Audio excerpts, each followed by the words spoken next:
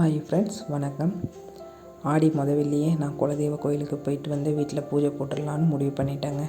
அதுக்கு தான் மாவிளக்குக்கு மாவு அரைச்சி எடுத்துக்கிட்டு நெய், வெல்லம், குலதெய்வ கோயிலுக்கு போகிறதுக்கு முன்னாடி நாளே நம்ம வெல்லம் வாங்கி வீட்டில் வச்சு எடுத்துகிட்டு போகணும்.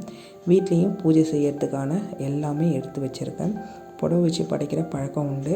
நான் ஊருக்கு வரத்தால் முதல் வாரமே அதை முடிச்சுட்டு வந்துடும் அப்படின்னு சொல்லிவிட்டு அதை ஏற்பாடு பண்ணி வச்சுருந்தேன்.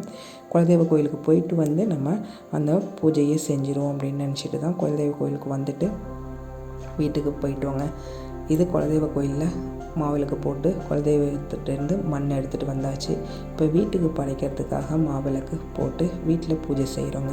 நம்ம எந்த விஷயம் செய்கிறதா இருந்தாலும் முதல்ல என்ன செய்யணுன்னா, குலதெய்வத்தை போய் பார்த்து அங்கே நம்ம வேண்டிகிட்டு வந்தோம்னா வாழ்க்கையில் நம்ம நிச்சயமாக வெற்றி பெறுவோங்க. நம்மளோட வெற்றியை நம்ம கூட இருக்கவங்க எல்லாருமே ஏற்றுப்பாங்கன்னு சொல்ல முடியாது. ஆனால் நமக்கான வெற்றியை நாம் அடைவோம்.